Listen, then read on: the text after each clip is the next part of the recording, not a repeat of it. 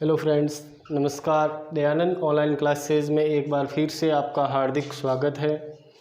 हम पढ़ रहे थे 12th ज्योग्राफी और उसमें हमारा टॉपिक चल रहा था विश्व की जनजाति।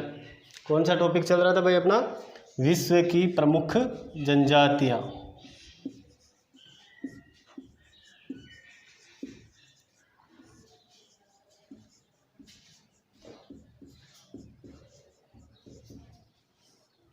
विश्व की प्रमुख जनजातियाँ हमारा टॉपिक चल रहा था। उसमें हमने हमारे सिलेबस में है एस्किमो,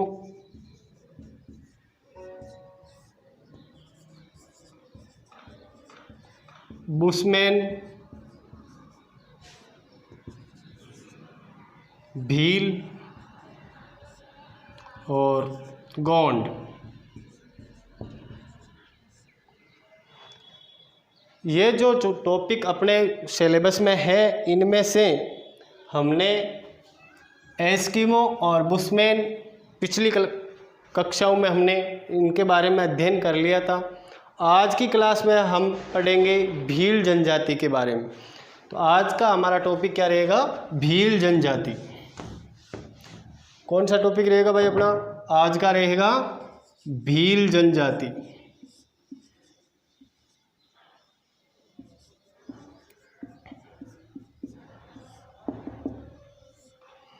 भील जनजाति गोंड और संथाल जो जनजाति है उसके बाद में कौन कौन सी भाई?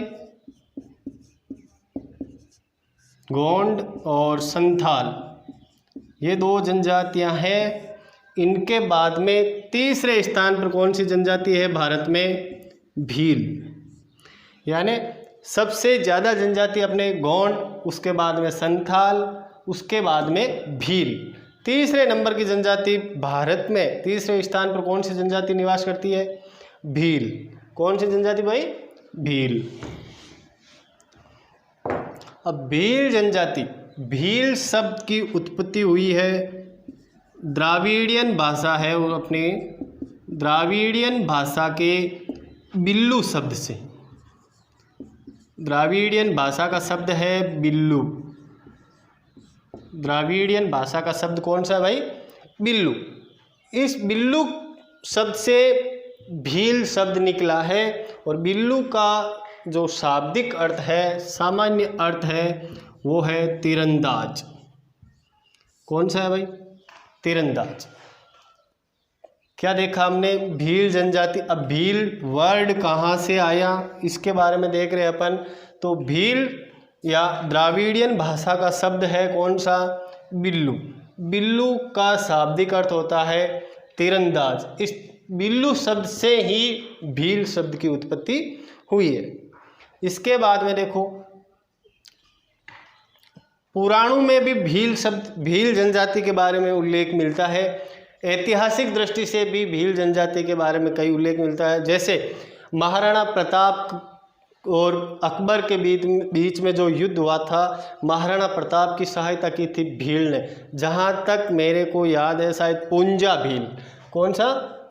पुंजा भील था। जहाँ तक पुंजा भील ने महाराणा प्रताप की सहायता की थी। तो ऐतिहासिक दृष्टि से भी भील जनजाति का अहम योगदान है। उसके बाद में कई धार्मिक कथाओं में भी भील जनजाति के बारे में उल्लेख है और ऐसी किंवदंती है कि भगवान शिव का पुत्र था निषाद। कौन सा था? निषाद। भगवान शिव का पुत्र था निषाद। निषाद ने क्या किया? भगवान जो शिव की जो नंदी था उसको मार दिया।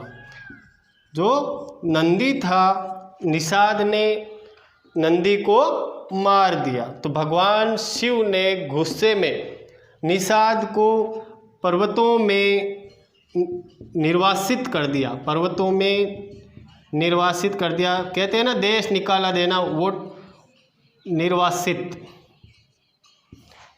जब निषाद ने भगवान शिव की जो नंदी थी उसको मार दिया, तो शिव ने गुस्से में निषाद को पर्वतों में रहने के लिए भेज दिया कि जाओ तुमने मेरे नंदी को मार दिया, अब मैं आपको यहाँ पे कैलाश पर्वत पे नहीं रहने दूंगा, आप जाके कहीं दूसरी जगह रहो, बंजर भूमि में रहो, पर्वतों में रहो, यहाँ से चले जाओ। अब पर्वतों में भील जनजाति है, सामान्य जंगलों में पेड़ पर्वतों पर रहने वाली या पर्वतीय भूमि में रहने वाली जनजाति है। ठीक है, अब निषाद को जब पर्वतों में निर्वासित कर दिया तो इस निषाद से ही धीरे धीरे जो भील जनजाति है उसका विकास हुआ, ऐसी किंवदंती है।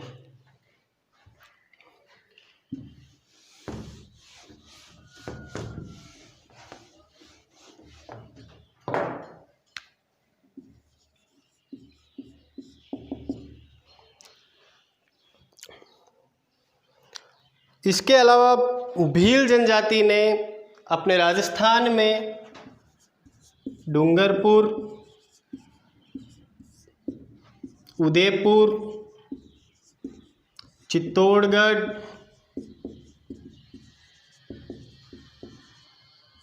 और बांसवाड़ा, चित्तौड़गढ़ और बांसवाड़ा, इन जिलों में शासन भी किया है। शासन भी किया का मतलब ये शासक के रूप में भी ये रह चुके हैं। कौन सी जनजाति के लोग? भील जनजाति के लोग अपने राजस्थान में डूंगरपुर है, उदयपुर है, चित्तौड़गढ़ है और बांसवाड़ा है, इन जिलों में शासक के रूप में, राजा महाराजा के रूप में भी कई इन्होंने प्रदेश जीते थे। वहाँ पे इन्होंने अपना अधिकार किया था, शासन किया था, जनता पर अपना राज किया था, शासन किया था इन्होंने। ठीक है भाई। अब भारत में भील जनजाति कौन कौन से राज्यों में निवास करती है वो देख लो आप। भारत में भील जनजाति अपना राजस्थान तो है ही,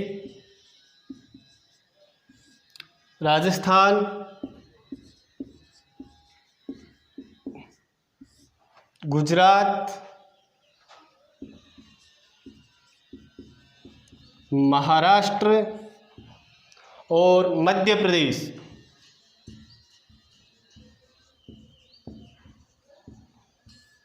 महाराष्ट्र और मध्य प्रदेश। तो भारत के जो ये 4 राज्य हैं, कौन कौन से? राजस्थान है, गुजरात है, महाराष्ट्र है और मध्य प्रदेश है। इन 4 राज्यों में भील जनजाति प्रमुखतः निवास करती है अपने भारत में। कौन कौन से राज्य भाई? राजस्थान, गुजरात, महाराष्ट्र, मध्य प्रदेश, इन 4 राज्यों में भील जनजाति निवास करती है। अब धीरे धीरे अपन टॉपिक पे आ रहे हैं, भीलों के शारीरिक लक्षण।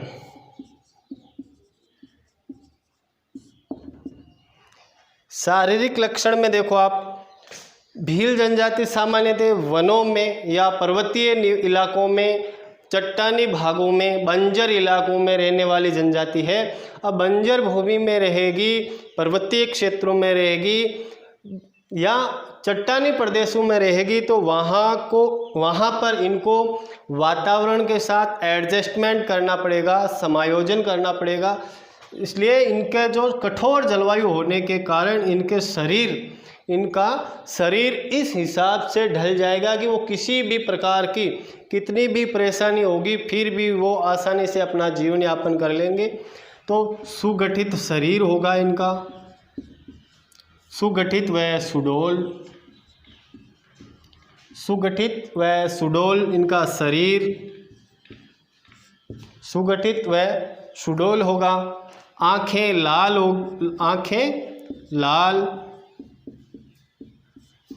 बाल होंगे वो गंदे, बड़े बड़े और गंदे, जबड़ा बड़ा आदि कई लक्षण होंगे जो भील जनजाति के लोगों में विशेषतः प्रमुख रूप से ही पाए जाएंगे। उनका शरीर मजबूत कदकाठी का होगा, शरीर मांसल होगा, आंखें लाल होगी, बड़ी होगी, बाल बड़े होंगे, गंदे होंगे, जबड़ा भी बड़ा होगा। ये सब लक्षण कौन सी जनजाति के लोगों में पाए जाएंगे भाई? भील जनजाति के लोगों में। इसके बाद में अपन देखते हैं निवास क्षेत्र।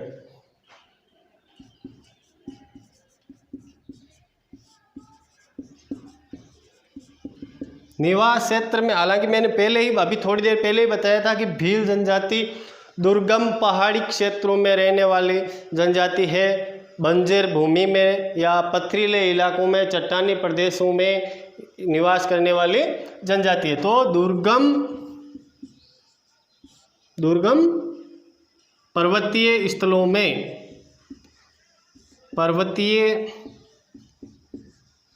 में निवास करने वाली जनजाति है। दुर्गम पर्वतीय स्थलों में रहने वाली जनजाति है अपनी कौन सी? भील। अब कौन कौन से जो अपने राज्य बताए थे, कौन कौन से, जैसे अब मैंने बताया था राजस्थान, मैंने बताया था मध्य प्रदेश, गुजरात, और एक कौन सा बताया था? महाराष्ट्र। मैंने ये बताया था कि भाई इन 4 राज्यों में भील जनजाति भारत में निवास करती है। ये 4 राज्य हैं जिनमें भील जनजाति निवास करती है। अब इन 4 राज्यों में भी कौन कौन से क्षेत्र हैं जिनमें भील जनजाति निवास करती है? तो अपने राजस्थान से लिख लो। पहले राजस्थान में देख लो आप, बांसवाड़ा,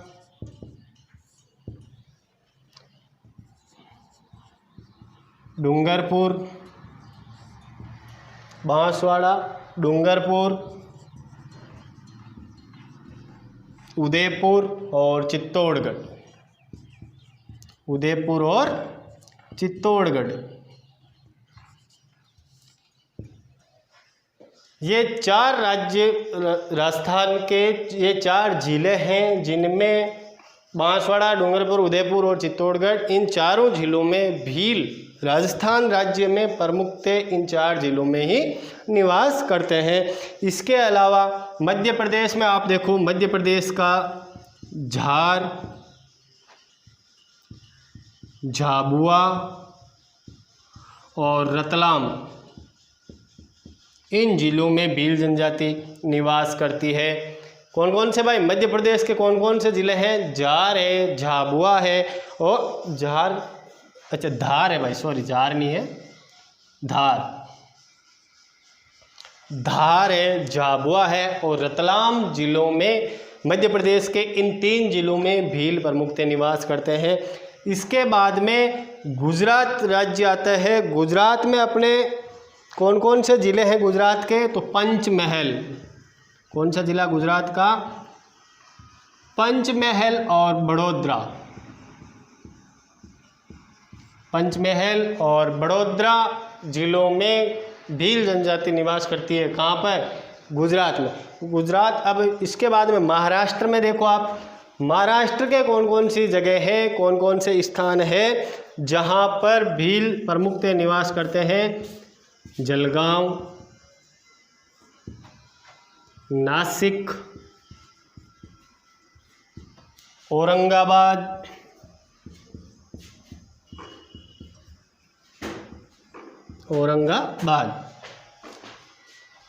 महाराष्ट्र राज्य, अपने भारत का जो महाराष्ट्र राज्य है उसके जलगांव में, नासिक में और औरंगाबाद में, इन जिलों में प्रमुखतः भील जनजाति के लोग निवास करते हैं। भाई मैंने बताया अपने भारत के 4 राज्य हैं, राजस्थान, मध्य प्रदेश, गुजरात और महाराष्ट्र। इन चारों राज्यों में भील प्रमुखतः निवास करते हैं। अब इन चारों राज्यों के कौन कौन सी जिले हैं, कौन कौन से जगह हैं जहाँ पे भील जनजाति के लोग निवास करते हैं, वो भी मैंने बता दिया। शारीरिक लक्षण बता दिया मैंने, निवास क्षेत्र बता दिया। आगे आता है आर्थिक क्रियाकलाप। भीलों के आर्थिक क्रियाकलाप क्या है, वह कौन कौन सी ऐसी क्रियाएं करते हैं जिससे उनका जीवन व्यवस्थित रूप से, सुचारू रूप से चल सके, उनका गुजारा आसानी से हो सके। तो आर्थिक क्रियाकलाप में देखो आप,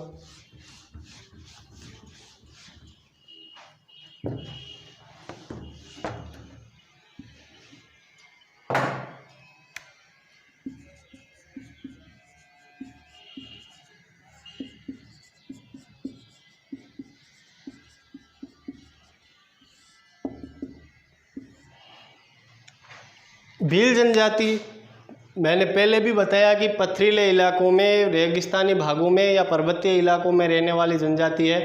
तो इनकी प्रमुख जो प्रक्रिया, आर्थिक प्रक्रिया होगी वो होगी आखेटन। कौन सी प्रक्रिया होगी भाई? आखेटन। वो शिकार करेंगे।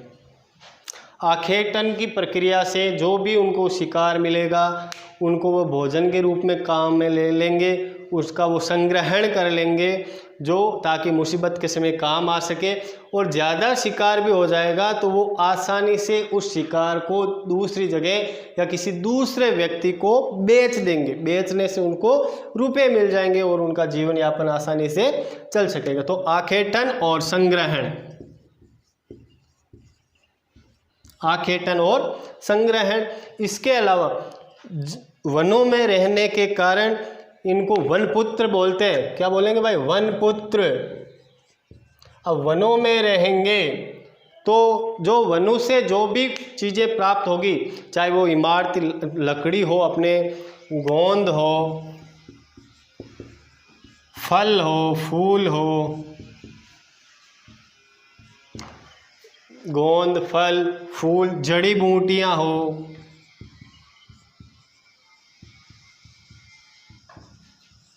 इन सब का प्रयोग कौन करेंगे? भील जनजाति के लोग। भील जनजाति के लोग वनों में रहने के कारण इनको गोंद, फल, फूल, जड़ी बूटियां आदि संग्रहित कर लेंगे और ज़रूरत पड़ने पर किसी दूसरे व्यक्ति को बेच देंगे, बदले में उनको पैसे प्राप्त हो जाएंगे और उनका जीवन यापन आसानी से चलने लगेगा या चलता है। अब इसके बाद में आर्थिक क्रियाकलाप में ज़रूरी नहीं है कि भाई अब वनों में रह रहे हैं तो ये कोई ज़रूरी नहीं है कि उनका जीवन केवल आखेटन और संग्रहण पर भी निर्भर करेगा। अब कई भील है जो कृषि करने लगे। वर्तमान परिप्रेक्ष्य में वो लोग अब धीरे धीरे सुधर रहे हैं। शिकार केवल आखेटन की प्रक्रिया पर ही निर्भर नहीं रह रहे, वो झूमिंग कृषि का सहारा ले रहे हैं। अब झूमिंग कृषि क्या होती है भाई? वर्ड आया झूमिंग कृषि। झूमिंग कृषि का मतलब है कोई वनों में रहने वाले लोग हैं, किसी भूमि को चुनेंगे वो कि भाई मैं, जैसे ये वन है, अब ये कोई वनीय इलाका है। भील जनजाति के लोग क्या कर रहे हैं? झूमिंग कृषि कर रहे हैं। इन वनों में से इन्होंने जैसे इस भूमि को चुन लिया कि भाई मैं यहाँ पर खेती करूँगा, मैं यहाँ पे क्या करूँगा? खेती करूँगा। तो भील जनजाति के लोग क्या करेंगे? जो यहाँ पे पेड़ पौधे हैं उनको जला देंगे। इनको जला दिया, जलाने के बाद में जो राख, इनकी जो पेड़ पौधों की जो राख बनेगी उस राख में बीज बो देंगे। बीज बोने के बाद में वो आसानी से अपनी फसल प्राप्त कर लेंगे। अब 2-3 साल तक तो वो यहाँ पे खेती करेंगे। इसके बाद में वे इस जगह को छोड़ देंगे, किसी दूसरे स्थान पर चले जाएंगे। यहाँ पे पहले खेती की, 2-3 साल तक यहाँ पे झूमिंग कृषि को साधारण लैंग्वेज में बता दूं मैं, स्थानांतरित कृषि। नाम कई बार सुना है हमने, स्थानांतरित कृषि। स्थानांतरित कृषि का मतलब एक स्थान से दूसरा स्थान बदलकर खेती करना। जैसे मैंने बताया, यहाँ पर वनों को जला दिया, राख बनी, जो पेड़ पौधों की राख बनी, उस राख में बीज बो दिए, अपनी फसल प्राप्त कर ली। अब जैसे ही 2-3 साल तक तो यहाँ इन्होंने खेती की, उसके बाद में ये इस स्थान को छोड़कर किसी दूसरे स्थान पर चले गए, वहाँ पे खेती कर ले। तो ये स्थान परिवर्तित कर रहे हैं। पहले यहाँ पे खेती कर रहे थे, इसको छोड़ दिया, अब यहाँ पे आ गए। अब 2-3 साल तक यहाँ पे खेती करेंगे, जैसे ये भूमि बंजर होगी इसको छोड़ देंगे, यहाँ पे आ जाएंगे। तो ये स्थान परिवर्तित करते हुए खेती करने लगे। अब हालांकि नुकसान हो रहा है भाई, स्थानांतरित कृषि से नुकसान ही तो हो रहा है, पेड़ पौधे जल रहे हैं, पर्यावरण को हानि पहुंच रही है, नुकसानित है। लेकिन भील जनजाति के लोग झूमिंग कृषि में यकीन।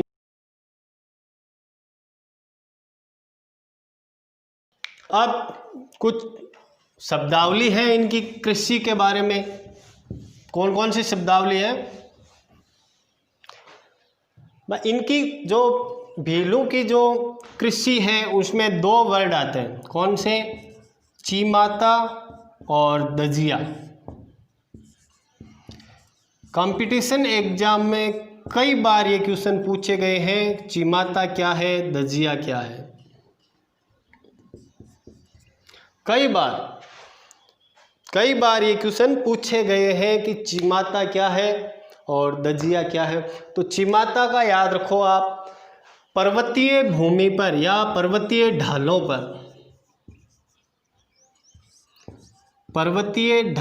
पर की जाने वाली कृषि को बोलते हैं चिमाता। जो पर्वतीय भूमि होगी, पर्वतीय चट्टानें होंगी, पर्वतीय ढाल होंगे, उन पे जो खेती की जाएगी वो कहलाएगी चिमाता। क्या कहलाएगी भाई? चिमाता। अब दूसरा वर्ड मैंने देखा दजिया। पर्वतीय भूभाग हो गया, पर्वतीय भूभाग पर जो खेती होगी वो कहलाएगी चिमाता। अब जो मैदानी भागों पर, कौन से? मैदानी भागों पर की जाने वाली कृषि, मैदानी भागों पर की जाने वाली कृषि क्या कहलाएगी? दजिया। क्या कहलाएगी भाई? दजिया। चिमाता और दजिया कंफ्यूज नहीं होना, बहुत इम्पोर्टेंट है। कई बार एग्जाम में पूछा जा चुका है, कंपटीशन एग्जाम में भी पूछा जा चुका है और माध्यमिक शिक्षा बोर्ड भी इसके बारे में कई बार पूछ चुका है। उसके बाद में अब भोजन देख लो आप। आर्थिक क्रियाकलाप हो गया भाई। अब देखो आप भोजन।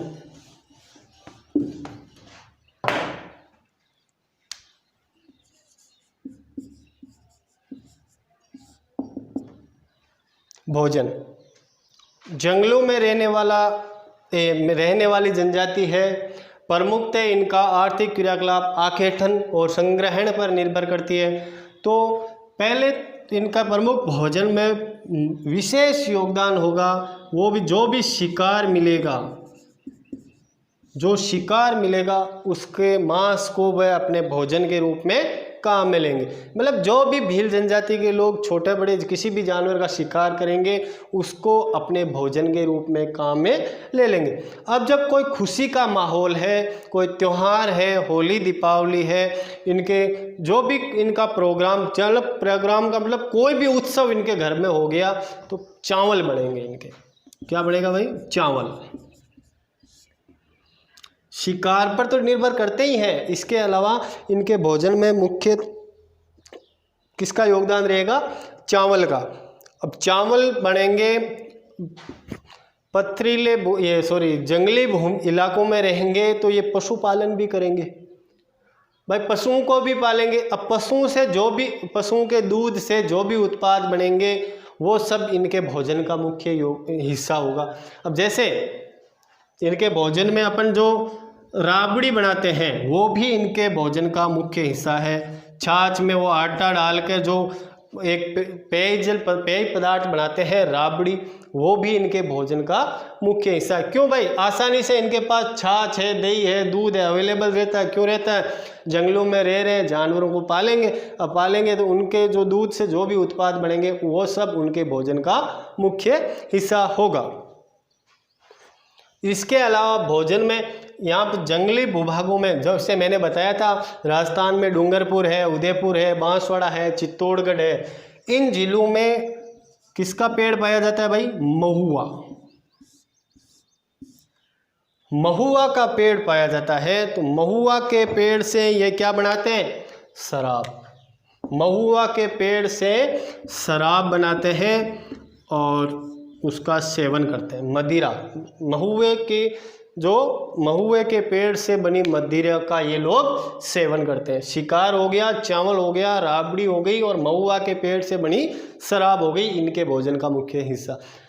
उत्सवों पर शराब और चावल इनका प्रमुख योगदान होता है। ये भोजन हो गया। इसके बाद में क्या? वस्त्र देखो।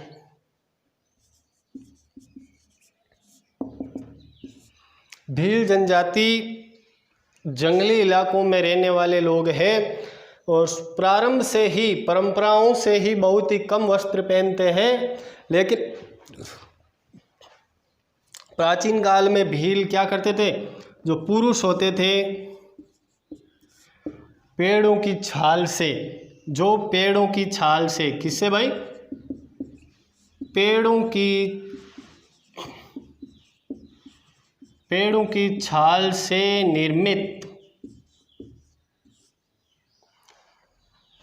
पेड़ों की छाल से अपना कहते थे, बस उसी को वो पहनते थे। जैसे अपन ने नहीं देखा भाई टार्जन मूवी में, टार्जन मूवी में नहीं देखा आपने, वो जो एक्टर होता है वो जिस प्रकार की यूनिफॉर्म पहनता है, जिस प्रकार के कपड़े पहनता है, ठीक उसी प्रकार के कपड़े पहले प्राचीन काल में कौन पहनते थे, भील जनजाति के लोग। टार्जन मूवी में वो इतना सा ही पहनता रहता, बाकी पूरा बदन उसका नंगा रहता। ठीक उसी प्रकार भील जनजाति के लोग भी इसी प्रकार पेड़ों की छाल से अपना इतना सा कवर बना लेते थे, इतना सा वस्त्र के रूप में उस पेड़ की छाल को काम में लेते थे, बाकी उनका पूरा बदन नंगा रहता था। और स्त्रियां भी क्या करती थी,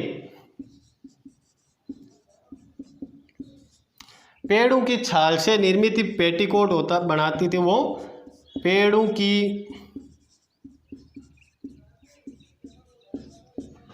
छाल से निर्मित पेटीकोट वो पहनती थी। पेड़ों की छाल से निर्मित, किसका भाई, पेड़ों की छाल से निर्मित वो पेटीकोट पहनती थी।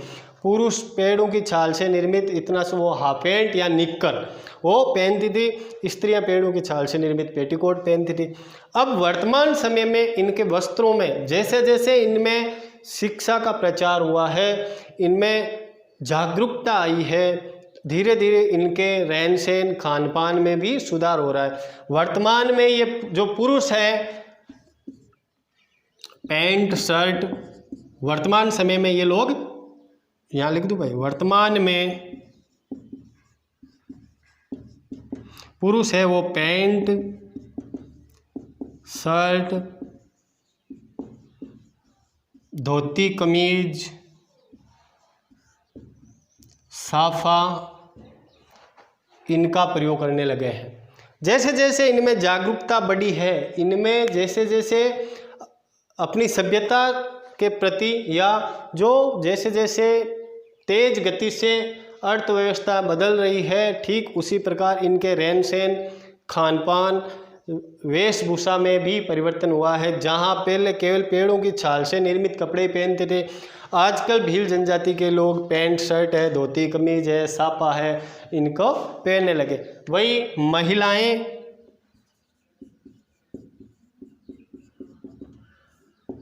महिलाएं भी घाघरा है, साड़ी है आदि कई कपड़े जो वर्तमान अपने घरों की जो महिलाएं जो कपड़े पहन रही है, ठीक उसी प्रकार के कपड़े आजकल भील जनजाति की महिलाएं भी पहनने लगी है। क्यों? क्योंकि उनमें भी परिवर्तन हो रहा है, उनमें भी जागरूकता आ रही है। तो वो धीरे धीरे जो वर्तमान परिप्रेक्ष्य है, वर्तमान वातावरण है, उसके अनुरूप अपने को ढाल रहे हैं। वस्त्र हो गया,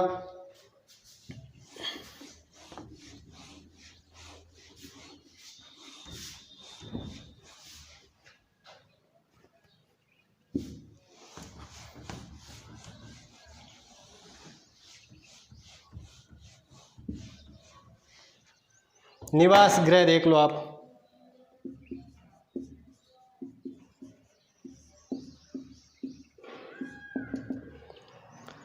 भाई मैंने अभी थोड़ी देर पहले बताया था कि भील जनजाति के लोग वर्तमान में खेती भी करने लगे, बताया था मैंने, चिमाता और दजिया बताई थी। अब खेती करेंगे तो ऐसा तो है नहीं जो उनका खेत है वो पूरे पे मकान बना लेंगे, नहीं। जैसे उनका ये खेत है, अब इस खेत में जैसे ये वाला पार्ट थोड़ा ऊपर उठा हुआ है, टिल्ले टाइप में जो भाग होगा खेत में, जो टिल्ले नुमा जो भाग होगा उस पर वो अपनी बना लेंगे झोंपड़ी, एक जगह ही उस पर झोंपड़ी बना लेंगे। खेत का जो पार्ट थोड़ा सामान्य धरातल से ऊपर उठा होगा, टीला होगा, वहाँ पर वो कच्ची झोंपड़ी बना लेंगे। अब पशु वगैरह रखेंगे, पशु रखेंगे तो वो आराम से गोबर से उसको लीपा पोती करते रहेंगे, गोबर से लीपा पोती करेंगे। जो अपने खड़िया मिट्टी होती है, कौन सी मिट्टी भाई? खड़िया मिट्टी, खड़िया मिट्टी और गोबर से लीपा पोती करते रहेंगे। और अपन गाँव में देखते हैं वो बेचने वाले आते हैं, क्या बोलते हैं? गेरू, लाल गेरू भाई आते हैं, लाल गेरों से वो अपनी इस झोंपड़ी का आंगन वगैरह है उसको सजाएंगे। उस पे जो मांडने होते हैं वो बनाएंगे ताकि वो अपनी झोंपड़ी को सुंदर दिखा सके। क्या करेंगे भाई? निवास गृह में जो अपने खेत की कोई ऊंची भूमि है, टीले नुमा भूमि है, उस पर अपनी झोंपड़ी बनाएंगे। उस झोंपड़ी में ही वो अपना सब कुछ व्यवस्थित रखेंगे।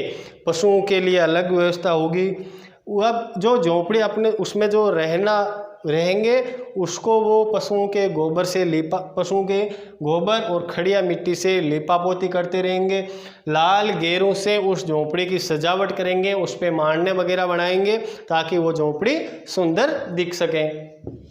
ये हो गया निवास स्थान।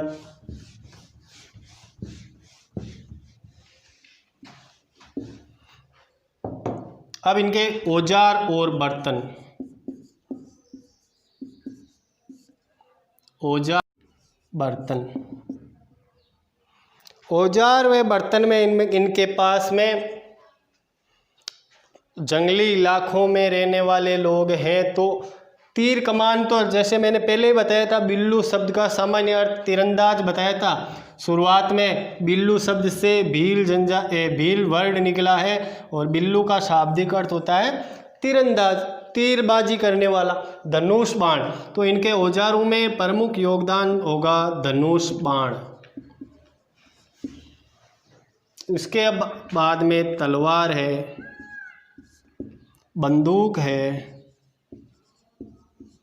खंजर है और भी छोटे बड़े हथियार इनके पास हो सकते हैं। इसके बाद में खेती करने वाले लोग हैं भाई, कुछ भील खेती भी कर रहे हैं तो उनके पास में फावड़ा होगा, कस्सी ये होगी, फावड़ा है, करसी है, कुदाल ये होंगे। इनका प्रयोग वो अपने खेती करने में या खेत में काम में लेंगे। अब इनके पास में एक जो ये शिकार कर रहे हैं, औजारों में भी, हालांकि उसको औजार तो नहीं बोलेंगे लेकिन इनकी एक परंपरा है। क्या? ये कोई पक्षी को फंसाने के लिए, शिकार करने के लिए जाएंगे, कोई पक्षी है उसका शिकार करने के लिए एक प्रकार से वो क्या बनाते हैं? ट्रैप, क्या बोलेंगे अपन? ट्रैप बोल सकते हैं या बोल देंगे अपन फंदा, ट्रैप या फंदा। वो एक फंदा बनाएंगे विशेष प्रकार का ताकि उस फंदे में वो पक्षी को फंसा सके। तो उसको ये आम लैंग्वेज में, आम भाषा में इसको बोलते हैं फटकिया। क्या बोलेंगे भाई? फटकिया। फंदे का नाम है फटकिया।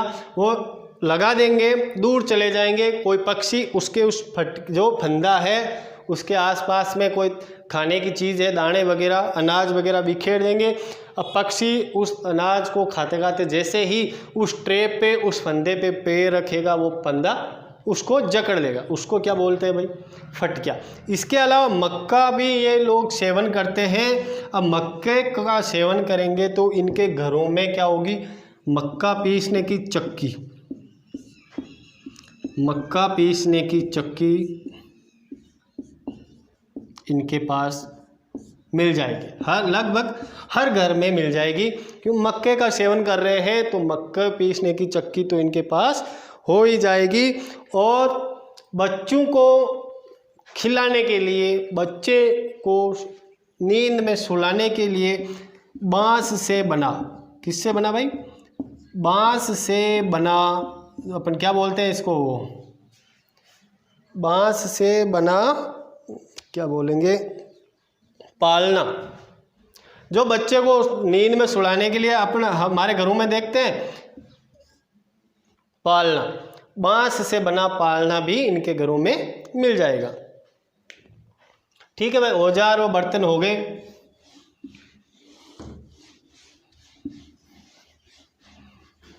अब इनकी सभ्यता और संस्कृति के बारे में देख लेते हैं। सभ्यता व संस्कृति। सभ्यता और संस्कृति से पहले मैंने थोड़ी देर पहले बताया था भाई, कोई उत्सव या त्यौहार होगा तो इनके घर में चावल बनता है। माहौल खुशी का जब इनके घर में माहौल होता है तो वो क्या बनाते हैं? चावल। अब जब होली और दीपावली इनके प्रमुख त्यौहार हैं, कौन कौन से? होली और अब दीपावली। अब होली पे ये विशेष, होली के त्यौहार का विशेष आनंद लेते हैं। क्यों लेते हैं? होली भाई वैसे ही शराबियों का त्यौहार है, आराम से पिए हुए घूमते रहते हैं। ठीक उसी प्रकार भील जनजाति के लोग भी, मैंने पहले ही बताया था, किससे बनी? महुआ के पेड़ से बनी मदिरा। महुआ के पेड़ से बनी मदिरा का सेवन करते हैं आराम से। कई दिनों पहले जब होली आती है उससे महीने भर पहले या उससे भी ज़्यादा दिन पहले वो फाग महोत्सव मनाते रहते हैं, फाल्गुन के गीत गाते हैं, होली के गीत गाने लगते हैं, झूमते रहते हैं महुआ के नशे में। इसके अलावा दीपावली भी वो बड़े चाव से मनाते हैं। ऐसा नहीं है कि वो केवल होली मनाते हैं, पीते रहते हैं, घूमते रहते हैं, ऐसा नहीं है, दीपावली भी मनाते हैं। इसके बाद में इनका एक प्रसिद्ध मेला बढ़ता है, बेणेश्वर का मेला। बेणेश्वर मेला, बेणेश्वर मेला जनवरी फरवरी महीने में बढ़ता है। कब बढ़ता है भाई? जनवरी फरवरी महीने में। बहुत इनके लिए, भीलों के लिए बेणेश्वर मेले का बहुत अधिक महत्व है। अब बेणेश्वर मेला है, बेणेश्वर मेला सोम, माही और जाखम, कौन सी 3 नदियां हैं? सोम नदी है, माही नदी है और जाखम। सोम, माही और जाखम, इन तीनों नदियों का जहाँ संगम होगा वो कहलाएगा त्रिवेणी। एक नया वर्ड आ गया भाई, त्रिवेणी। त्रिवेणी का मतलब जहाँ पर 3 नदियों का संगम होता हो, यानी जहाँ पे 3 नदियाँ आकर एक ही स्थान पर मिल रही है। एक नदी इधर से आई, एक नदी इधर से आई, एक नदी इधर से आई, तो ये वाला जगह है, ये वाली जगह क्या कहलाएगी? त्रिवेणी। अब त्रिवेणी पे कौन सा मेला बढ़ता है? इनके सोम, माही और जाखम, जो ये 3 नदियां हैं, तीनों जैसे यहाँ पे मिल रहा है तो यहाँ पे मेला भरेगा, बेणेश्वर का मेला। बहुत प्रसिद्ध इनका मेला है। अब इनमें कई शादी विवाह के भी प्रचलित हैं। जैसे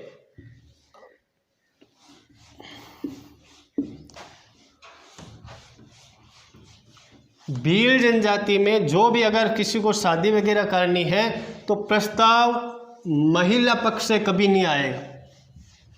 महिला या लड़की वाले पहले कभी नहीं जाके बोलेंगे कि भाई हमारे लड़की है, हमको इसको शादी करनी है। पहले प्रस्ताव वर पक्ष की ओर से ही जाएंगे। जो लड़के वाले होंगे वो ही जाके बोलेंगे कि भाई हमारे लड़का बड़ा हो गया है, हमको इसकी शादी करनी है। लड़की वाले लड़का ढूंढते ही नहीं है, लड़के वाले ही जाके लड़की ढूंढेंगे। अब इनमें जैसे कन्या मूल्य देने का भी परंपरा है। अब कन्या मूल्य क्या होता है?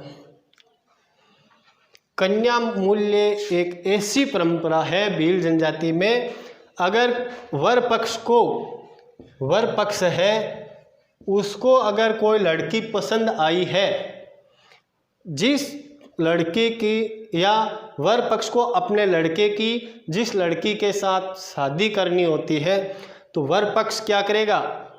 उस कन्या के बदले में कन्या के बाप को पैसे देगा। हालांकि पूरी परंपरा तो नहीं कहूँगा मैं, खरीदने के हिसाब से हो गया। ये वर पक्ष लड़की के घर वालों को पैसे देगा तो ही वह अपनी लड़की को वर पक्ष के या लड़के के साथ शादी करेंगे। तो जो ये परंपरा कहलाती है दापा। क्या कहलाएगी? दापा। कन्या मूल्य देने की परंपरा क्या कहलाएगी भाई? दापा। कन्या मूल्य का मतलब है लड़की की शादी के बदले में वधु पक्ष को जो पैसे देता है वो कहलाएगी कन्या मूल्य की परंपरा, और भील जनजाति के लोग इसको बोलेंगे दापा। अब इसके अलावा इनके नृत्य में देखो आप, भील जनजाति के नृत्य है घेर और घूमर। प्रसिद्ध इनके नृत्य हैं कौन कौन से? घेर और घूमर इनके प्रसिद्ध नृत्य हैं। किनके? भील जनजाति के। कन्या मूल्य हो गया, नृत्य हो गया। अब इनमें एक परंपरा और है गोल गधेड़ो। ये क्या बोला है भाई? गोल गधेड़ो। इसका मतलब है अगर कोई लड़का है, भील जनजाति का कोई लड़का है, उसने कोई शूरवीरता का कार्य किया, कोई साहसी या शूरवीरता का कार्य किया है, जैसे किसी बड़े जानवर का शिकार कर लिया, कोई हिंसक जानवर आ गया था उनके मोहल्ले में, उसको उसने मार दिया, या कोई किसी प्रतियोगिता का, जैसे भील जनजाति के लोगों ने किसी प्रतियोगिता का आयोजन किया और उस प्रतियोगिता को उसने जीत लिया। जैसे भील जनजाति ने तीरंदाजी की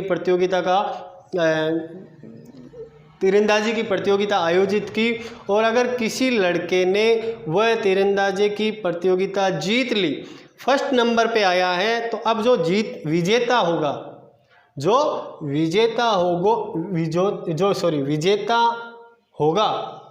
उसको एक छूट दी जाएगी कि तू अपने पसंद की लड़की चुन सकता है। क्या होगा? जो विजेता होगा उस प्रतियोगिता का जो विजेता होगा, जिसने साहसी और शूरवीरता का जो कार्य किया है, उस लड़के को, उस भील को ये छूट दी जाएगी कि तू अपने हिसाब से जो तेरे को पसंद आ रही है अपनी जाति में से उस लड़की से तू शादी कर सकता है। मतलब जो अपनी शादी के लिए लड़की चुनने को उसको छूट दी जाएगी कि तू तेरे हिसाब से जो लड़की तेरे को पसंद है तू उससे शादी कर सकता है। उसको बोलते हैं गोल गधेड़ो। ठीक है भाई, ये हुआ भील जनजाति की संस्कृति। अब भील जनजाति संगठित रहते हैं। संगठित जनजाति है जब इनके ऊपर किसी खतरे का या इनको आभास हो जाता है कि भाई अपने ऊपर खतरा है, तो ये एकत्रित होकर रणघोष, जैसे प्राचीन समय में राजा महाराजा लड़ने किसी युद्ध में जाते थे तो वो रणघोष करते हुए जाते थे, ठीक उसी प्रकार भील जनजाति के लोग भी रणघोष करते हैं। और इनका रणघोष क्या है? फायरे फायरे फायरे फायरे। भील जनजाति का रणघोष क्या है? फायरे फायरे। हालांकि शायद जहाँ तक मेरे को पता, माध्यमिक शिक्षा बोर्ड में फिलहाल ऑब्जेक्टिव टाइप जो वस्तुनिष्ठ प्रश्न है वो तो नहीं आते होंगे, शायद आते भी हैं तो एक या आधे एक नंबर का क्वेश्चन आसानी से पूछ सकते हैं कि भाई भील जनजाति का रणघोष क्या है, तो अपने को क्या बताना है? फायरे फायरे। कंपटीशन एग्जाम में हालांकि कई बार आरपीएससी भी पूछ चुकी है इस प्रश्न को। इसके अलावा जो इनके जो पाल होते हैं, जो इनके गांव होते हैं, पाल का मुखिया, इनका जो बड़ा गांव होता है उसको बोलेंगे पाल। भीलू का जो बड़ा गांव होगा, एक तो मतलब 8-10 घरों का एक गांव होगा, उससे ज़्यादा अगर उनकी जनसंख्या है तो उसको बोलेंगे ये लोग पाल। और पाल का मुखिया कहलाएगा गमेती। क्या कहलाएगा भाई? जो पाल का मुखिया, जैसे अपन गांव है, गांव में का मुखिया कौन? अपने सरपंच होता है ना, ठीक उसी प्रकार पाल का मुखिया होगा गमेती, जो पाल का मुखिया होता है। अब जो इसके अलावा एक इनका मार्गदर्शक होता है, भीलों को मार्गदर्शक मार्गदर्शन देता है कि भाई आगे हमको ये करना है, आगे हमको अब आपको ये करना चाहिए, उसको बोलेंगे अपन बोलावा। क्या बोलेंगे? बोलावा। मैंने यहाँ पे बताया भीलू का जो बड़ा गांव होता है उसको पाल बोलेंगे, और जो भीलू का छोटा गांव होगा उसको फला बोलेंगे। भीलू का छोटा गांव क्या बोलेंगे अपन? उसको फला। भीलू का छोटा गांव फला, बड़ा गांव पाल, भीलू का रणघोष फायरे। भीलू का जो मार्गदर्शक होगा उसको अपन बोलेंगे बोलावा। इसके अलावा हमने पढ़ा चिमाता, इनकी कृषि, दजिया। चिमाता पर्वतीय क्षेत्रों की कृषि, पर्वतीय क्षेत्रों की कृषि क्या है? चिमाता है। मैदानी भागों की कृषि क्या है? दजिया। मैदानी भागों की कृषि। अब मैंने जो ये बोर्ड पे लिखा है ये 4-5, जैसे इनका रणघोष कौन सा है? भीलू का फायरे। भीलू के जो छोटा गांव क्या कहलाएगा? फला। भीलू का बड़ा गांव क्या कहलाएगा? पाल का मुखिया क्या कहलाएगा? गमेती। इनका मार्गदर्शक क्या कहलाएगा? बोलावा। भीलू का मार्गदर्शक। इनके बाद में जैसे भीलू की जो चिमाता क्या है, दजिया क्या है, कई बार पूछा जा चुका है।